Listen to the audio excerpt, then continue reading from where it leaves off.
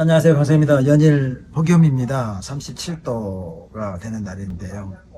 저희도 시장에 이제 미니 소비 쿠폰을 쓰는 곳이라고 하는 그 프랜카드를 2개 걸었거든요. 시장 초입하고 또 나가는 곳에 걸었는데 그 일 작업하고 들어왔는데 너무 정말 덥습니다. 그 시장에 손님들이 이제 와서 물어보거든요. 그 소비 쿠폰 사용처냐고 물어보니까 전통시장은 다 됩니다 해도 잘 모르시는 분들이 많아서 지금 프랜카드를 하나 2개 걸고 왔습니다.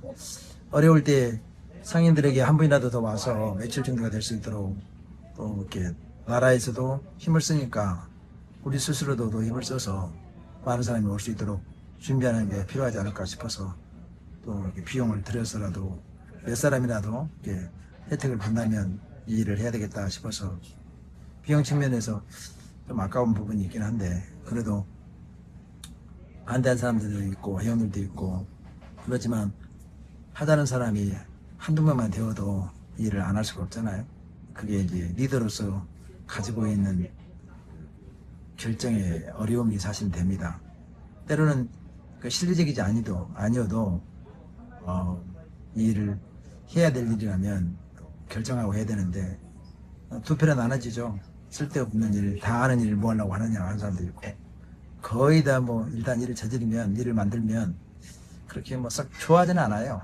그럼에도 불구하고 이제 이 일을 아무것도 하지 않으면 또 아무것도 하지 않으려고 하니까 마치 정부가 15만 원 쿠폰을 갖고 또 이렇게 소비진작 또 희망 경제를 만들어 보겠다고 이렇게 하지만 실제 좋은 평가를 받기가 어려운 것이 이끌고 있는 정책 담당자들의 고충이 아닐까 생각해 보면서 이 작은 시장에서도 그것으로 이 말 저 말이 나오는 거 보면 만만치 않겠다는 생각이 듭니다.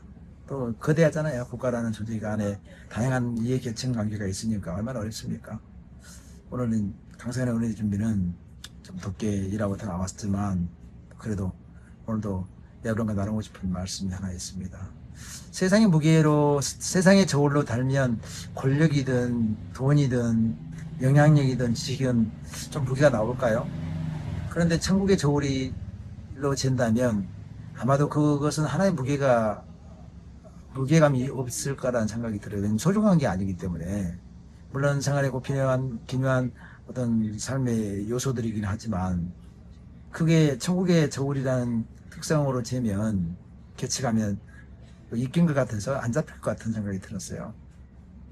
왜냐면 우리가 이 땅을 떠날 때 하늘로 갈 때 땅으로 서울로 내려갈 때 그거는 아무것도 가지고 갈 수 없는 거잖아요. 마치 아침에 입김으로 유리창에다 호했을 때 열기도 있고 흔적도 좀 있지만 순간 사라지잖아요.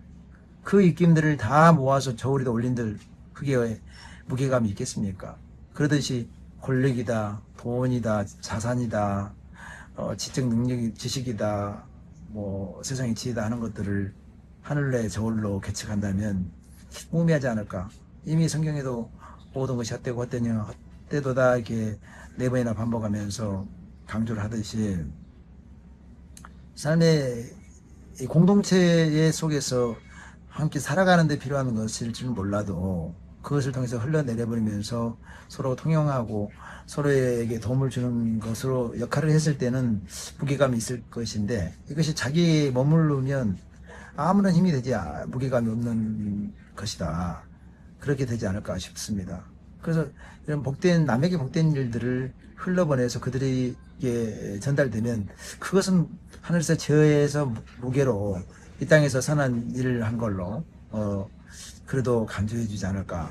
물론 구원은 행위로 나는 것이 아니지만 우리가 하늘에서 우리를 어렵다 하는 것은 악하다고 하는 것이 주님과의 관계 또 하나님 관계가 끊어진 것을 악하다고 말하는데 어렵다 하면 관계를 유지하고 있는 것을 말하거든요. 어차피 우리는 우리 스스로 온전해질 수 없고 또 우리 스스로 정할 수 없는 것이기 때문에 그걸 가지고 우리가 구원받는 건 아니잖아요.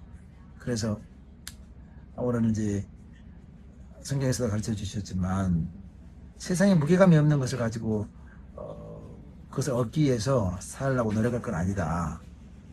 그러나 삶이니까 일상의 삶 속에서 충실하겠지만 그것을 잡기 위해서 일상의 삶의 패턴 또 삶의 과정들을 깨뜨리면서 과부하 걸리는 일은 안 해야겠다.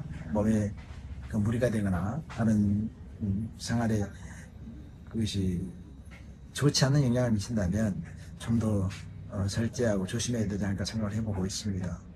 여러분, 비교하기 때문에 남이 가지고 있는 영향력, 자산, 또 지적 능력,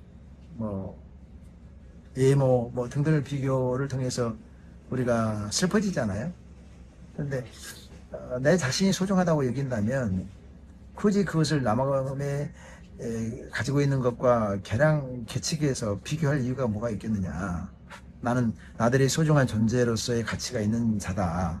이렇게 여긴다면 내게는 오늘의 이 환경 속에 있는 이 시간들이 유의미하고 의미 있고 가치 있는 시간이 아닌가 생각하면서 천국의 저울로 질 수 없는 것에 맹목적이거나 그것을 목표로 삼고는 가지 않아야겠다.